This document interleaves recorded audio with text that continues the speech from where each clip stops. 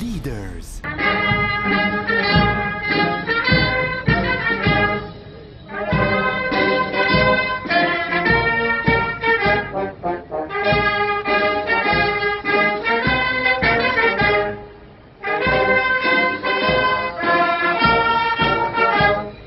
Monsieur le ministre, vous avez été le premier ministre des Affaires étrangères à vous rendre en Uruguay et la veille en Argentine.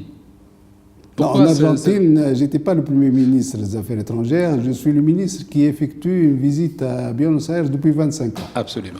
Et en Uruguay, effectivement, j'étais le premier, depuis l'établissement d'une relation diplomatique en 1965, à me rendre à Montevideo pour explorer les possibilités de coopération avec ce pays qui réussit, et qui réussit dans des secteurs prioritaires pour la Tunisie, notamment au niveau de l'éducation. Vous savez qu'on a un véritable chantier à développer ici, à entreprendre au niveau du système, notre système d'éducation, d'enseignement d'une façon générale. Et je pense que l'Uruguay pourrait servir de modèle et d'exemple pour la Tunisie. L'Uruguay aujourd'hui a distribué des computers à toutes les écoles primaires dans le pays. Ils sont bien sûr 3 500 000 habitants, mais c'est un pays qui réalise, grâce à ses efforts nationaux, des performances réelles en matière économique, puisqu'ils ont un revenu par tête d'habitant de $17 000. Donc c'est un pays qui décolle, qui avance, et bien sûr la Tunisie qui cherche à diversifier ses partenaires. Nous avons estimé qu'il fallait prendre contact avec ce pays, voir avec ses responsables les possibilités de coopération dans certains secteurs, comme je dis, l'éducation, l'agriculture, les technologies de l'information, et donc des secteurs aussi importants pour la Tunisie. Et en Argentine ? En Argentine, c'est une visite aussi, je dirais, historique, puisque c'est la première depuis 24 ans, depuis presque 25 ans. Cela m'a permis de poursuivre les consultations que j'ai entamées avec mon collègue quand il m'a rendu visite ici à Tunis en avril 2018, donc presque une année après, je me rends à Buenos Aires pour voir avec ce grand pays qui a aussi réalisé des avancées formidables en matière de développement agricole, de l'agro-industrie, de l'ICT, la technologie de l'information.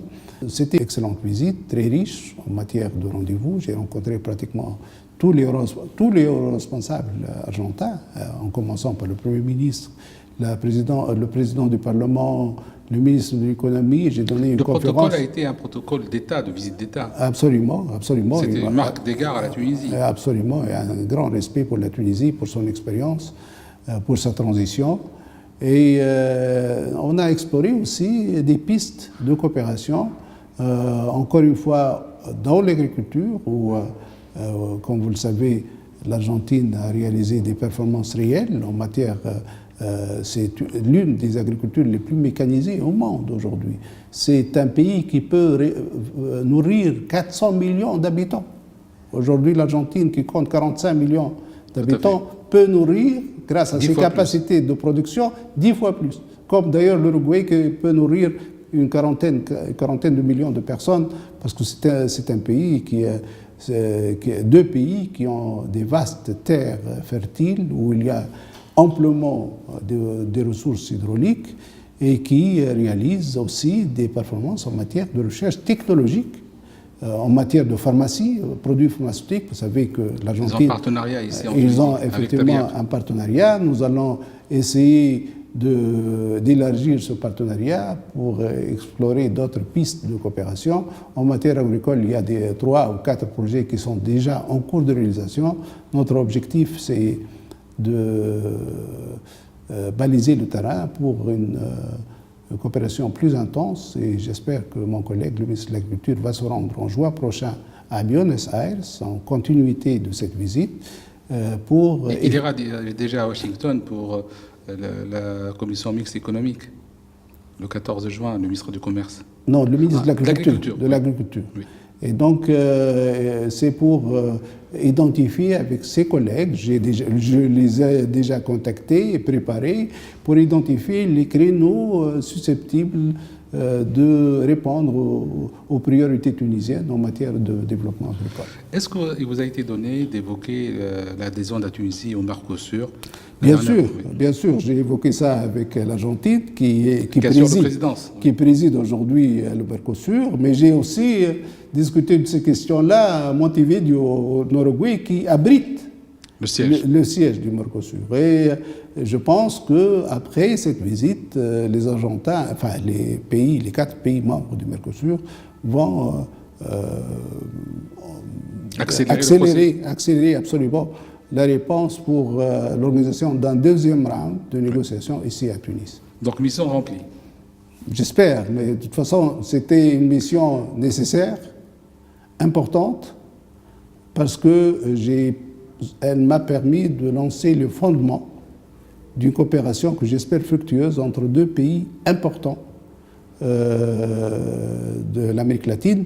Encore avec l'Argentine, j'ai discuté avec mon collègue la possibilité de développer des relations bilatérales en Afrique, où on pourrait donner des facilités à nos collègues argentins dans nos missions pour quelques représentants argentins, et l'Argentine, en contrepartie, va nous offrir des postes dans des capitales de l'Amérique latine où on ne dispose pas d'ambassade. Ça, c'est une grande nouveauté. Absolument. Parce que l'Argentine n'est pas bien représentée en Afrique de l'Ouest.